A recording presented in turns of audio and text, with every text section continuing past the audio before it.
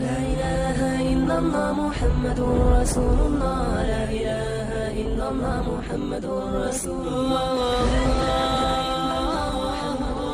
حضرت سلیمان علیہ الصلوۃ والسلام جو موسیٰ علیہ السلام کے بعد آئے، موسیٰ علیہ الصلوۃ والسلام کے ذریعے اللہ نے فرعون کا مصر میں خاتمہ کیا. آپ تفسیروں میں پڑھ چکے ہیں کہ پھر موسیٰ علیہ الصلوۃ والسلام نے بنی اسرائیل کو حکم دیا کہ اب جہاد کرو. بنی اسرائیل نے کہا اذهب انت وربک، اے موسیٰ آپ جاؤ اور آپ کا رب جائیں، ہم یہاں بیٹھے ہوئے ہیں. تو یہ نالائقی کی، جس کے نتیجے میں اللہ کی طرف سے عذاب آیا اور 40 سال اللہ نے حکم دیا کہ یہ وادی تیہ میں حیران سرگردان گھومتے رہیں گے. اسی دوران حضرت موسیٰ علیہ الصلوۃ والسلام کی وفات ہوئی اسی میدان میں. اور پھر موسیٰ علیہ الصلوۃ والسلام کی وفات کے بعد بنی اسرائیل میں جو پیغمبر تھے ان کی قیادت میں پھر بنی اسرائیل نے جہاد کیا اور اللہ نے ان کو فتح اور نصرت سے ہمکنار کیا. اور بنی اسرائیل کا پھر بنی اسرائیل اسی جب جہاد کیا تو قرآن مجید میں آپ نے طالوت اور جالوت کا واقعہ سنا ہے. اسی لڑائی میں بنی اسرائیل اس میں یا اس کے بعد دوبارہ کوئی نئے پیغمبر آئے یہ ہمیں یقینی طور پر نہیں ملتا ہسٹری میں، لیکن اسی سلسلے میں بعد میں پھر بنی اسرائیل کی لڑائی ہوئی. اللہ نے ایک پیغمبر ان میں بھیجے اور حکم دیا کہ تم ایک طاقتور قوم سے جہاد کرو، لڑائی کرو. تو بنی اسرائیل کے لیے اللہ نے طالوت کو امیر بنایا. پھر طالوت کو جب اللہ نے امیر بنایا تو طالوت کی قیادت میں جہاد ہوا. انہی کی فوج میں ایک داؤد علیہ السلام تھے جو پیغمبر نہیں بنے تھے. داؤد علیہ السلام نے دشمن کی فوج میں جو جالوت تھے ان سے بہادری سے لڑ کے ان کو قتل کیا. اور اللہ نے پھر داؤد علیہ السلام کے ذریعے داؤد علیہ السلام کو نبوت بھی عطا کی اور کمانڈر بھی بنایا، اور ان کے ذریعے دوبارہ سے بیت المقدس میں یہودیوں کی خلافت اور حکومت قائم ہو گئی. یہ میں اس لیے کہہ رہا ہوں کہ یہ تھوڑا سا ہسٹری کا سمجھنا، آپ کو تاریخ کا سمجھنا ضروری ہے ان آیتوں کو سمجھنے کے لیے. تو داؤد علیہ السلام کی بہت بڑی خلافت قائم ہوئی، دنیا کے بہت بڑے حصے پر حکومت ہوئی. آپ کو پتہ ہے کہ جب اہل حق اللہ کی راہ میں جہاد کرتے ہیں تو اہل باطل کی پھر ان سے دشمنیاں بھی ہوتی ہیں. تو اہل یہود کی دشمنیاں بھی بڑھتی چلی گئیں پھر دنیا کی مختلف قوموں کے ساتھ، لیکن اللہ نے فتح اور نصرت سے نوازا داؤد علیہ السلام کی قیادت میں یہودیوں کو. داؤد علیہ السلام کے بعد ان کے بیٹے حضرت سلیمان علیہ السلام جانشین بنے. سلیمان علیہ السلام کو اللہ نے داؤد علیہ السلام سے بھی زیادہ بڑی حکومت دی اور یہودیوں کا دنیا کی ایک بہت بڑی آبادی پر قبضہ ہو گیا اور انہوں نے شریعت کو نافذ کیا اور اللہ کے دین کے مطابق عمل کرنے لگے. مگر جیسے کہ آپ نے قرآن میں پڑھا ہوگا ان کی گھٹی میں نالائقی تھی، جہاں پیغمبروں کو ستانے کا موقع ملتا یہ ستاتے، جیسے انہوں نے موسیٰ علیہ السلام کو ستایا تھا. تو حضرت سلیمان علیہ السلام کے بعد جو یہودیوں کا بادشاہ بنا اس میں آہستہ آہستہ دینی لحاظ سے خرابیاں آنا شروع ہوئیں. اور پھر جب بادشاہ خراب ہوتا ہے تو عوام میں بھی خرابیاں آتی ہیں. تو ہوا یہ کہ مصر کا جو اس وقت بادشاہ تھا نا، یعنی سلیمان علیہ السلام کی دنیا سے جانے کے بعد مصر میں کوئی اور حکومت تھی، آتش پرست ہوں گے، کیونکہ اس وقت اہل کتاب تو صرف یہودی تھے پیغمبروں کو ماننے والے، اور باقی لوگ کوئی آگ کی پوجا کرنے والے، کوئی کچھ اور کرنے والے، کوئی سورج کو پوجنے والے. تو مصر کے بادشاہ نے حملہ کیا شام پر، کیونکہ شام میں ان کی اصل خلافت ان کی شام میں تھی جو مرکز تھا. تو شام پہ حملہ کیا اور تھوڑا بہت نقصان کیا اس نے، اور کچھ تھوڑا بہت مال و اسباب لوٹ کے لے گیا. لیکن ان کو تنبیہ ہو گئی یہودیوں کو، اپنے اعمال کی اصلاح کا ان کو موقع مل گیا. اور پھر 400 سال تک کہا جاتا ہے کہ بہت بہترین طریقے سے انہوں نے دنیا پہ راج کیا. 400 سال گزرنے کے بعد کہتے ہیں کہ پھر ان میں بت پرستی بھی پھیلنا شروع ہوئی، پھر اعمال ان کے خراب ہونا شروع ہوئے.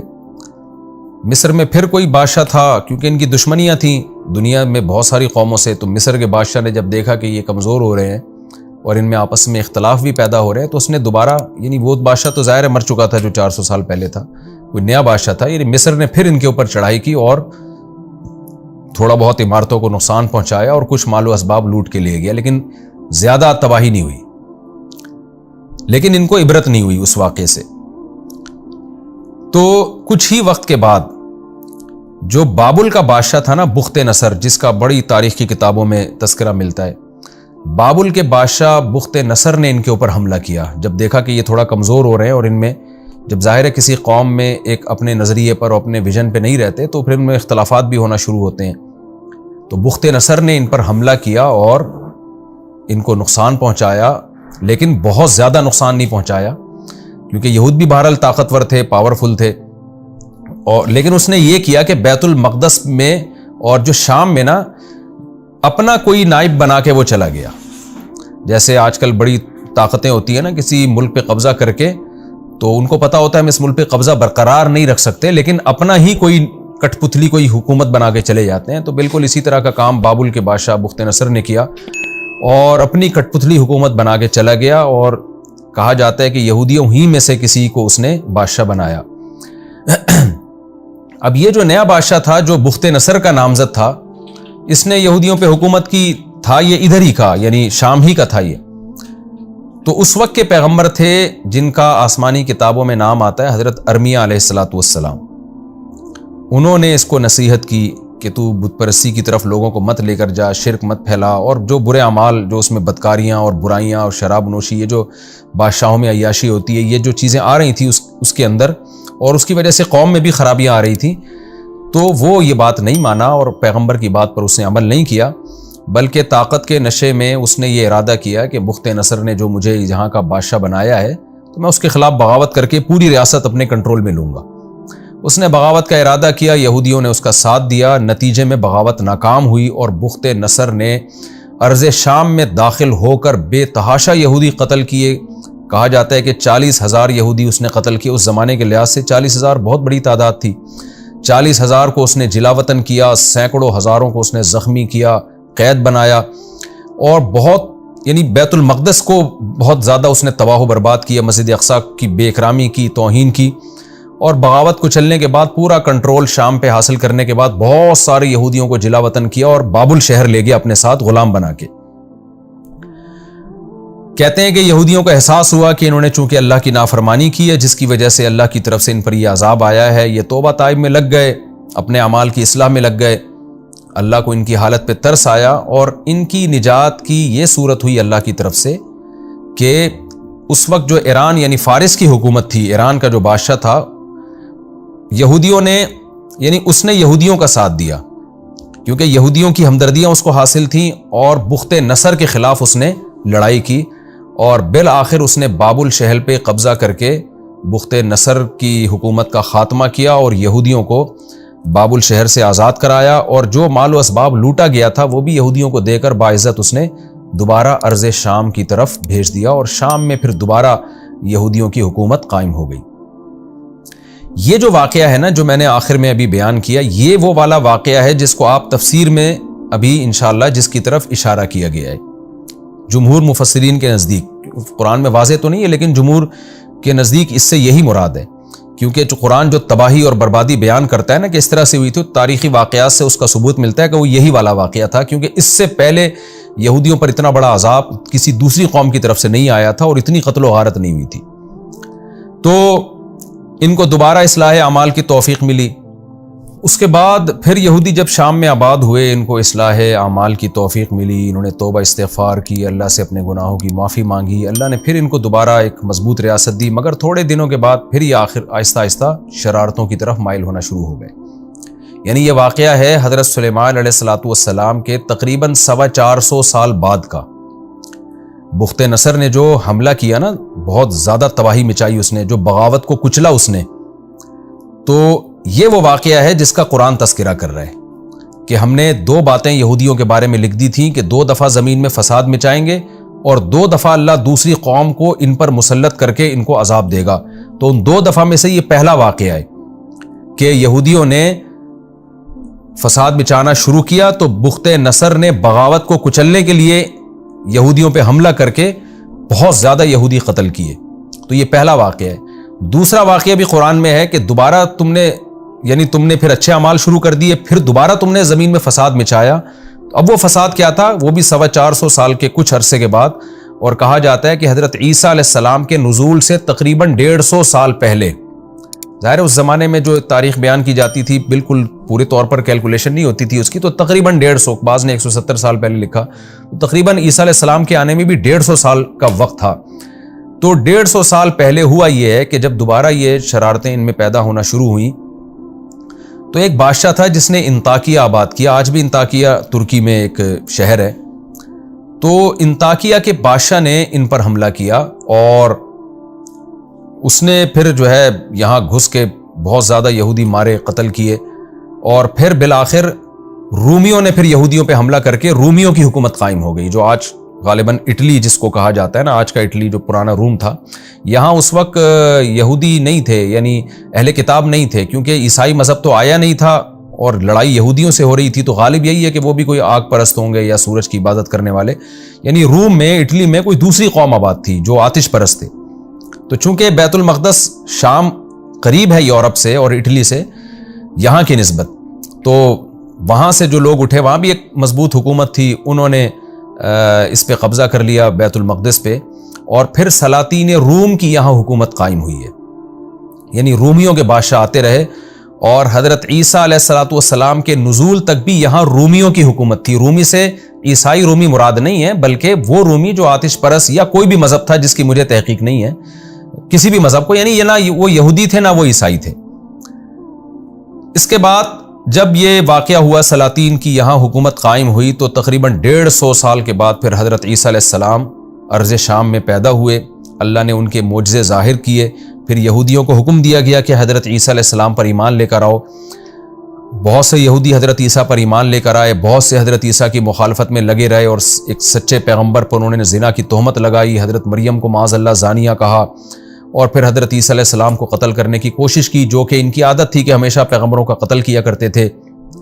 بہرحال یہودیوں کی جو میجورٹی تھی وہ حضرت عیسیٰ علیہ السلام پر ایمان نہیں لے کر آئی، لیکن وہ جو سلاطین روم تھے وہ حضرت عیسیٰ علیہ السلام پر ایمان لے آئے، اور کہا جاتا ہے کہ روم کا جو بادشاہ تھا نا، جس کی بیت المقدس پہ حکومت تھی، حضرت عیسیٰ علیہ السلام کے یعنی آسمان دنیا پہ جانے کے تقریباً 40 سال کے بعد وہ مسلمان ہوا ہے، اور اس کے بعد سے پھر بیت المقدس میں دوبارہ عیسائیوں کی ایک مضبوط ریاست قائم ہو گئی، اور پھر وہ عیسائی دنیا میں پھیلتے چلے گئے، اور پھر یہودیوں سے ان کی بہت زیادہ لڑائیاں بھی ہوئیں، اور اللہ تعالیٰ نے عیسائی مذہب کو دنیا پہ غالب کر دیا۔ لیکن بیت المقدس کی تعمیر نہیں ہوئی۔ بیت المقدس جس طرح ویران تھا، جو انطاکیہ کے بادشاہ کے حملہ کرنے کی وجہ سے ویران ہوا تھا، اس کی بھرپور طریقے سے تعمیر نہیں ہوئی۔ پھر یہ تعمیر ہوئی ہے حضرت عمر رضی اللہ تعالیٰ عنہ کے دور میں۔ حضرت عمر رضی اللہ تعالیٰ عنہ کے دور میں پھر خالد بن ولید رضی اللہ تعالیٰ عنہ نے بیت المقدس عیسائیوں سے چھینا، کیونکہ اب محمد صلی اللہ علیہ وسلم دنیا میں آ گئے تھے، سچے نبی تھے، تو اللہ کا حکم تھا کہ محمد صلی اللہ علیہ وسلم کو فالو کرو۔ پھر اللہ تعالیٰ نے نبی صلی اللہ علیہ وسلم کے معجزے دکھائے، جو ایمان لانے والے تھے وہ لے آئے۔ پھر رسول اللہ صلی اللہ علیہ وسلم کی قیادت میں جہاد ہوا، پھر آپ کے بعد خلفائے راشدین کے دور میں اور حضرت عمر کے دور میں بہت تھوڑے ہی عرصے میں بیت المقدس مسلمانوں کے حصے میں آ گیا، اور پھر بیت المقدس کی تعمیر دوبارہ سے کی گئی حضرت عمر رضی اللہ تعالیٰ عنہ کے دور میں۔ تو قرآن میں جو بیان کیا گیا ان واقعات میں سے کہ ہم نے بنی اسرائیل پر یہ کتاب میں یعنی تورات میں یا آسمانی صحیفوں میں لکھ دیا تھا کہ تم زمین میں 2 دفعہ بڑا فساد مچاؤ گے، اور 2 دفعہ اللہ تمہارے دشمن کو تم پر مسلط کرے گا۔ تو اس 2 دفعہ بڑے فساد سے مراد ایک تو وہ ہے جو بخت نصر نے حملہ کیا تھا بیت المقدس پہ، یعنی حضرت سلیمان علیہ السلام کے تقریباً 450 سال کے بعد بخت نصر نے حملہ کیا تھا، اس لیے کہ جو یہودیوں کا جو اس وقت جو بھی لیڈر تھا وہ بخت نصر ہی کی ایک کٹ پتلی حکومت تھی، اور وہ برائیوں کی طرف مائل ہو گیا تھا، بنی اسرائیل بھی بگڑنے لگے تھے، اور پھر اس کو بغاوت کی سوجی، بغاوت ناکام ہوئی، اور اللہ تعالیٰ نے بخت نصر کو مسلط کیا، اور اس نے بے تحاشا یہودی مارے اور جلا وطن کیا۔ ایک تو اس واقعے کا تذکرہ ہے۔ اس کے بعد پھر جب دوبارہ شاہ ایران نے بابل کی حکومت کے خلاف لڑائی کر کے یہودیوں کو بچایا، یہودی دوبارہ سے آ کے پھر آباد ہوئے، اس کے بعد پھر حضرت عیسیٰ علیہ السلام کے تقریباً 150 سال پہلے عیسیٰ علیہ السلام کے پیدا ہونے سے پھر انطاکیہ کے بادشاہ نے دوبارہ یہودیوں پہ حملہ کیا، اور اس نے بھی بے تحاشا یہودی قتل کیے، اور مسجد اقصیٰ کو توڑ پھوڑ کے اس نے ویران کر دیا۔ اس کے بعد پھر رومیوں کی یہاں حکومت قائم ہوئی، اور پھر رومیوں ہی کی یہاں حکومت رہی، اور رومی ہی عیسائی مذہب انہوں نے قبول کر لیا، اور پھر اللہ نے پھر عیسائیوں اور یہودیوں میں جو لڑائیاں ہوئیں، جو تاریخی واقعات بھرے پڑے ہیں۔ اچھا، ایک کمال کی بات یہ ہے کہ یہودیوں کی جو عیسائیوں سے لڑائی ہوئی ہے نا، وہ مسلمانوں کی نسبت بہت زیادہ ہے۔ مسلمانوں سے تو ان کی 2 بڑی لڑائیاں ہوئی ہیں۔ ایک بڑی لڑائی جو بنو قریظہ کے 70,000 یہودی قتل کیے تھے رسول اللہ صلی اللہ علیہ وسلم نے۔ دوسری جو یعنی اس کے بعد کوئی بڑی لڑائی مسلمانوں کی یہودیوں کے ساتھ نہیں ہوئی ہے. اب جا کے جو فلسطین اور اسرائیل کا مسئلہ کھڑا ہوا ہے, اب یہ حالات جا رہے ہیں, کہا جاتا ہے کہ ایک بہت بڑی جنگ کی طرف جو یہود اور اسلام کے درمیان ہوگی, جن کے بارے میں صحیح احادیث میں ہمیں پیشگوئیاں ملتی ہیں. اب وہ کب ہوگی اس کی اسپیسیفک ڈیٹ اللہ ہی بہتر جانتا ہے, لیکن بہرحال قرآن و سنت سے یہ بات ثابت ہے, احادیث سے یہ بات ثابت ہے. نبی صلی اللہ علیہ وسلم نے فرمایا تو قاتلون الیہود, کہ تم یہود سے قتال کرو گے. تو اب تک قتال ہوا نہیں ہے. ایک دفعہ اس وقت نبی صلی اللہ علیہ وسلم کے دور میں قتال ہوا تھا, اس کے بعد پھر ان پر مختلف لوگ مسلط رہے, عیسائیوں نے ان کے ساتھ لڑائیاں کی. ہٹلر جو تھا تو عیسائی مگر ایک سیکولر ذہن کا مالک تھا, اس کی لڑائی ہوئی یہودیوں سے, اس نے قتل و غارت کی. اس کا تذکرہ انشاءاللہ میں ان آیات کی تفسیر میں کروں گا. ان تمام واقعات کی طرف جو فیوچر میں ہوئے, مسلمانوں کے ذریعے جو یہودی قتل ہوئے, عیسائیوں کے ذریعے جو ہوئے, ہٹلر کے ذریعے جو ہوئے, اور آگے قرب قیامت میں جو لڑائیاں ہوں گی, ان کا آگے قرآن میں سورہ بنی اسرائیل میں واضح اشارہ موجود ہے. جب وہ اشارہ آئے گا تو پھر میں انشاءاللہ ان واقعات کو مختصراً اس وقت ہائی لائٹ کروں گا. تو خلاصہ یہ نکلا کہ یہ جو دوسرا واقعہ ہوا ہے, اللہ نے اس کا بھی قرآن میں تذکرہ کیا کہ ان پر انطاکیہ کا بادشاہ مسلط ہوا اور اس نے ان کا قتل و غارت کیا. تو آگے اللہ نے پھر یہودیوں کو سمجھایا ہے کہ تم اپنے اعمال کو درست کرو, اگر تم نے درست نہیں کیا تو اللہ اسی طرح مختلف قوموں کو تم پر مسلط کرتا رہے گا. تو ہم ان آیتوں کی تفسیر کی طرف آتے ہیں. تھوڑا سا اجمالی خاکہ آپ نے تفسیر کا انشاءاللہ سمجھ لیا ہوگا. اچھا, یہ جو ہسٹری بیان کی جاتی ہے نا, یہ کوئی صحیح احادیث میں نہیں ہے, بلکہ یہ آسمانی کتابوں سے ہی مفسرین نے لی ہے, اور یہ مورخین ان واقعات کو نقل کرتے چلے آئے ہیں. تو نبی صلی اللہ علیہ وسلم نے فرمایا کہ حدثوا عن بنی اسرائیل ولا حرج, اس میں کوئی حرج نہیں ہے کہ آپ اگر اسلام میں اس کے کوئی اسپیسیفک ہمیں کوئی مستند ہسٹری نہیں ملتی, کوئی واقعات کی بہت تفصیلی ڈیٹیل ہمیں نہیں ملتی, تو ہمیں عیسائیوں سے یا یہودیوں سے ہسٹری لینے میں ہماری شریعت نے روکا نہیں ہے. اور خاص طور پہ جو خبر متواتر ہوتی ہے نا, جس کو سارے مورخین نقل کرتے چلے آئے ہوں, تو اس کا انکار کرنا ایک ضد اور ہٹ دھرمی کی بات ہے. تو قرآن سے بھی خاص طور پہ جب ان واقعات کی تائید ہو رہی ہے تو اس کو نقل کرنے میں کوئی حرج نہیں ہے. اس میں یہ مطالبہ کہ صحیح حدیث سے دکھائیں, یہ مطالبہ ایک کم علمی کی بات ہوگی. اگر حدیث میں اس کے خلاف ہوتا تو پھر ہم حدیث کو لیتے, ان واقعات کا انکار کرتے, لیکن نہ حدیث میں اس کی موافقت ہے نہ خلاف ہے, بلکہ قرآن سے اس کی تائید ہوتی ہے. اب میں اس کی تفسیر کی طرف آتا ہوں. قرآن کہتا ہے وَقَضَيْنَا إِلَىٰ بَنِي إِسْرَائِيلَ, ہم نے بنی اسرائیل کی طرف یہ فیصلہ کر دیا تھا, فی الکتاب, کتاب میں. کتاب سے تورات بھی مراد ہو سکتی ہے, آسمانی صحیفے بھی مراد ہو سکتے ہیں. وہ کہہ دیا تھا لَتُفْسِدُنَّ فِي الْأَرْضِ مَرَّتَيْنِ, کہ تم زمین میں 2 دفعہ فساد مچاؤ گے. یہاں بہت بڑا فساد مراد ہے, کیونکہ چھوٹے موٹے فسادات پر اللہ کی طرف سے سزا بھی چھوٹی موٹی ملتی ہے. اچھا, اللہ نے لکھ دیا تھا کہ کیا مطلب ہے؟ یہ ایسے ہی ہے جیسے ہمارے پیغمبر صلی اللہ علیہ وسلم نے ہمیں بتا دیا نا فیوچر کے بارے میں, کچھ باتیں ہوں گی, عیسیٰ ابن مریم نازل ہوں گے, تمہاری لڑائی ہوگی, فلاں سے ملحمہ کبریٰ ہوگا, جو قیامت کی علامات ہیں. تو اللہ نے تورات میں بھی بنی اسرائیل کو بتا دیا تھا کہ تم بدعمالیاں کرو گے جس کی تمہیں یہ سزا ملے گی, پھر تم دوبارہ بدعمالی کرو گے, پھر اس کی دوبارہ تمہیں یہ سزا ملے گی. تو وہ کیا لکھ دیا تھا اللہ تعالیٰ نے, لَتُفْسِدُنَّ فِي الْأَرْضِ مَرَّتَيْنِ, کہ تم زمین میں 2 دفعہ سرکشی کرو گے. یعنی یہ اسلام سے پہلے, اس سرکشی سے وہ سرکشی مراد ہے جو اسلام کے دنیا میں آنے سے پہلے ہوگی. ایک سرکشی وہ جو حضرت عیسیٰ علیہ السلام کی مخالفت میں تھی, اور ایک سرکشی وہ جو حضرت موسیٰ علیہ السلام کی مخالفت میں تھی, یعنی دین موسوی کی مخالفت کی انہوں نے, جس کی تفصیل میں بتا چکا ہوں کہ تم زمین میں 2 دفعہ فساد پھیلاؤ گے اور تم بہت بڑی سرکشی کرو گے زمین میں. زنا پھیلنے لگا تھا, شراب اور لوگوں پہ ظلم زیادتی. آگے اللہ فرماتے ہیں فَإِذَا جَاءَ وَعْدُ أُولَاهُمَا, ان دونوں وعدوں میں سے جب پہلے وعدے کا وقت آیا. یہاں وعدے سے مراد ہے تقدیر, یعنی جو اللہ نے اطلاع دی تھی نا تمہیں. وعد سے مراد میعاد, وقت مقرر, کیونکہ وعدے میں کسی سے کوئی خاص ٹائم کا وعدہ کیا جاتا ہے تو اس لیے اس ٹائم کو بھی وعدے سے تعبیر کیا جاتا ہے. ورنہ وعدہ تو 80 چیزوں میں ہوتا ہے نا. آپ کہتے ہیں کہ میں تم سے وعدہ کرتا ہوں کہ میں فلاں وقت میں تمہاری دعوت کروں گا, تو یہاں وعدہ اس معنی میں نہیں ہے. یہاں وعدہ ہے میعاد, جو اللہ نے ٹائم بتایا تھا. جب اس پہلا والا ٹائم آیا ہے تو کیا ہوا؟ بعثنا علیکم عبادا لنا, ہم نے مسلط کر دیے تم پر اپنے بندے. اللہ نے اپنے بندے, کیونکہ کافر بھی اللہ کا بندہ ہے, وہ اسلام دشمن قوتیں تھیں. اللہ تعالیٰ کی عادت ہے کہ ظالم کو ظالم سے ہی سزا دلوا دیتے ہیں بعض دفعہ. وَكَذَلِكَ نُوَلِّي بَعْضَ الظَّالِمِينَ بَعْضًا, اللہ فرماتے ہیں ہم بعض دفعہ بعض ظالموں کو دوسرے ظالموں سے پٹواتے ہیں. جیسے ہٹلر بھی ایک ظالم تھا نا, لیکن اس ظالم ہی کے ذریعے اللہ نے یہودیوں پہ بھی ظلم کروایا. تو یہ اللہ کی عادت ہے کہ بعض دفعہ ظالم کو ظالم پر مسلط کرتے ہیں.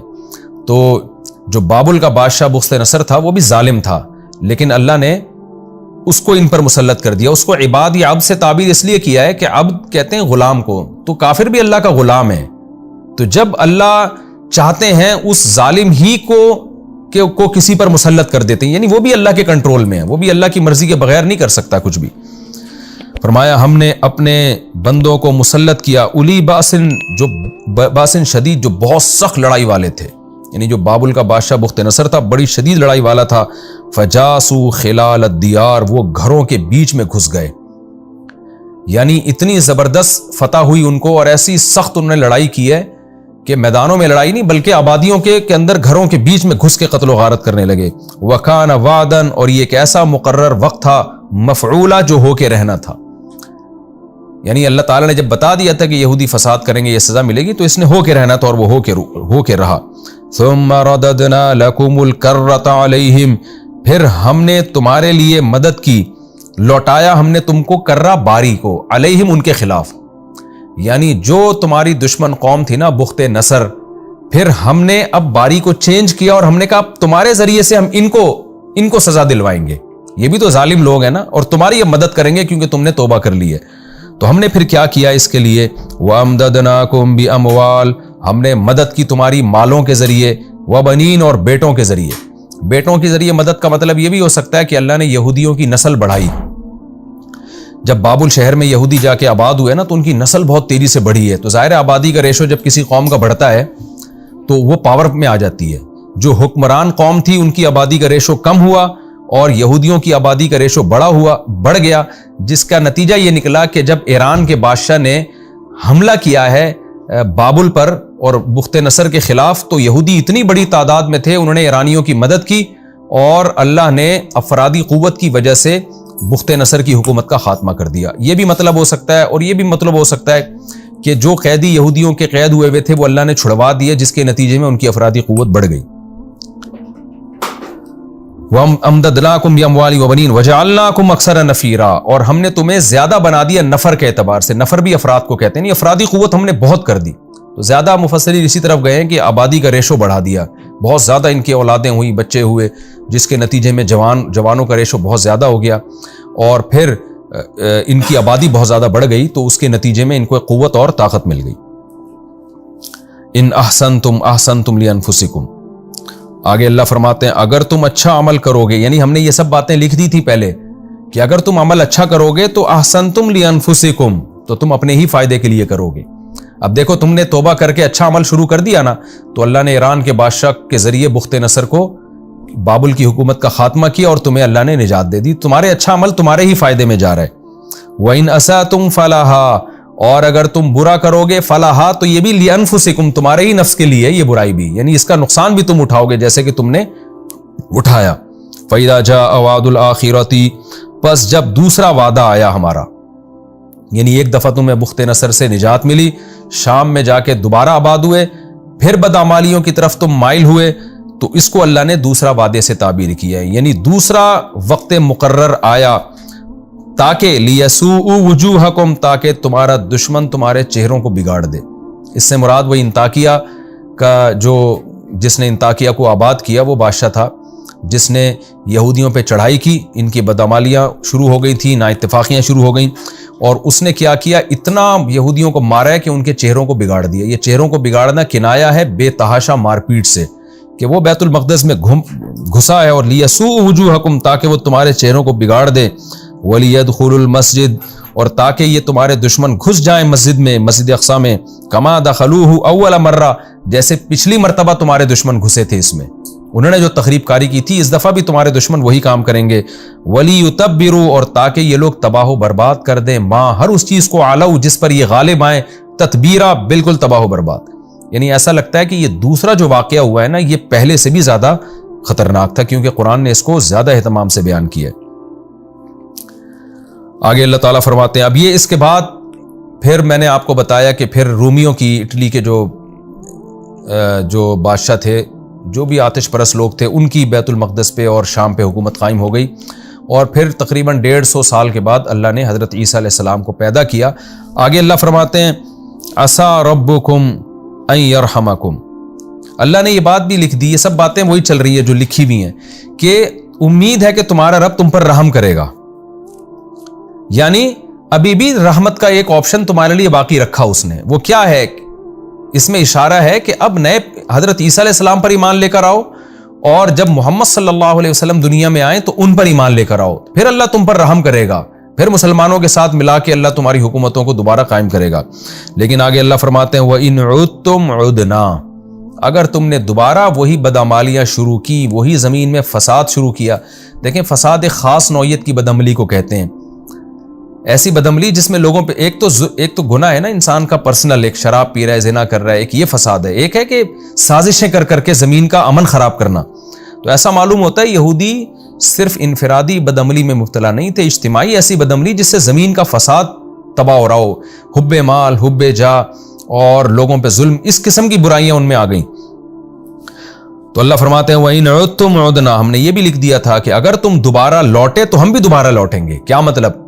اسی نوعیت کی سزا دیں گے جو پہلے ہم دے چکے ہیں، جو بخت نصر کے ذریعے اور رومیوں کے ذریعے اور انطاکیہ کے ذریعے تمہیں ہم سزا دے چکے ہیں کہ کس طرح لوگوں نے تمہیں مارا۔ دیکھیں قرآن کی یہ کیسی بلاغت ہے اور کیسی پیش گوئی ہے۔ یہ آیتیں مکہ میں نازل ہوئی ہیں، اس وقت بنو قریظہ بنو نذیر کے واقعات نہیں ہوئے تھے، یہ مکہ میں نازل ہوئی ہیں، لیکن بالکل یہودیوں کو اس کے بعد اسی انداز سے سزا ملی ہے جو پہلے ملتی تھی۔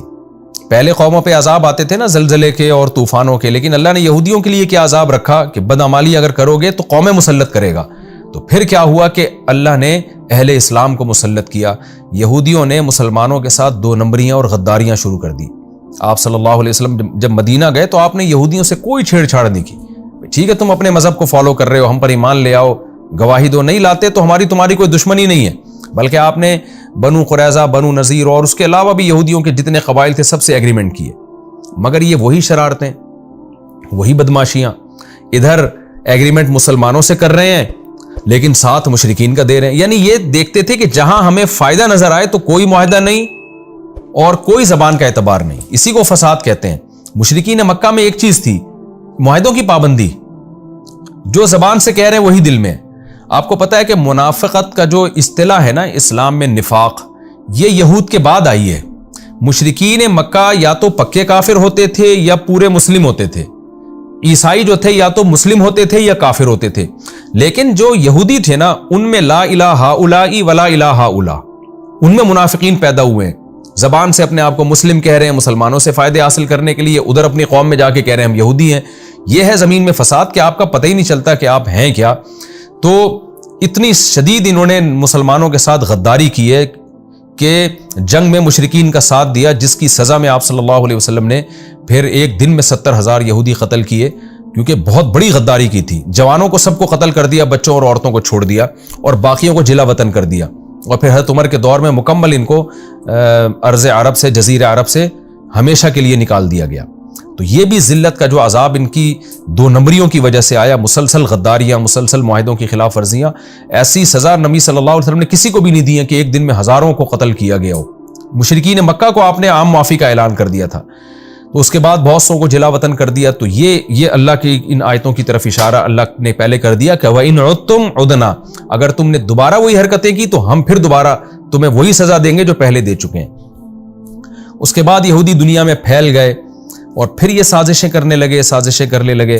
تاریخ میں بہت سے واقعات تو ہم تک پہنچے ہی نہیں ہوں گے کیا ہوتا رہا ان کے ساتھ، لیکن مشہور ترین واقعہ جو ہٹلر کا 1930s کے آس پاس جو واقعہ ہوا کہ ایک سیکولر آدمی تھا تو عیسائی لیکن سیکولر تھا، اتنے یہودی اس نے قتل کیے۔ میں تو جرمنی گیا ہوں، میں نے وہ جگہیں دیکھی ہیں، وہاں لوگ ابھی بھی ان جو یہودیوں پہ مظالم ہوئے ان کو یاد کرتے ہیں کہ کیسے اٹھا کے ہٹلر جو ہے نا ان کو زندہ دیگ میں ڈال دیا کرتا تھا، زندہ جلا دیا کرتا تھا۔ ظالم آدمی تھا، اس کے اس عمل کو اپریشیٹ نہیں کیا جا سکتا، لیکن میں نے بتایا اللہ ظالموں کو مسلط کر دیتے ہیں اپنی حکمت کے پیش نظر۔ اور وہ کہہ کر گیا، وہ اس کو یہ تھا کہ یہ فساد مچاتے ہیں دنیا میں، اور کہا جاتا ہے کہ ہٹلر نے جو کچھ یہودی زندہ چھوڑ دیے تھے ان کے بارے میں کہا اپنی تقریر کے دوران کہ میں نے چند لوگوں کو اس لیے زندہ چھوڑ دیا ہے تاکہ جب یہ دوبارہ زمین میں فساد مچائیں گے تو لوگوں کو پتہ چلے گا کہ میں نے ان کو اتنا قتل کیوں کیا۔ اور لوگ تو اس کو ہٹلر کو ظالم کہتے ہیں، اور کہنا بھی چاہیے، کسی انسان کو اس طرح سے قتل کرنا، دیگوں میں ڈالنا اور زندہ جلانا، اس کی شریعت بہرحال اجازت نہیں دیتی، لیکن اس کا یہ کانسیپٹ تھا کہ یہ زمین میں فساد مچا رہے ہیں۔ اور اہل اسلام ہمیشہ یہودیوں کا ساتھ دیتے رہے ہیں۔ ترک خلافت نے یہودیوں پہ جب دنیا میں ظلم ہوتے تھے تو ترک خلفاء یہودیوں کو پناہ دیا کرتے تھے۔ میں جب ترکی گیا ہوں تو وہ جگہ بھی ہم نے دیکھی ہیں جہاں بہت سارے یہودیوں کو ہجرت کروائی مسلمان بادشاہوں نے، جن پر ظلم ہوا کرتے تھے، لیکن کیا ہے کہ جو ان پر احسان کرتا یہ انہی کی جڑیں کاٹنا شروع کر دیتے، جس ملک میں جاتے اسی ریاست کے خلاف یہ نفرتوں کے بیج بونا شروع کر دیتے، اور اس کے نتیجے میں اللہ نے ان پر مختلف قوموں کو مسلط کیا۔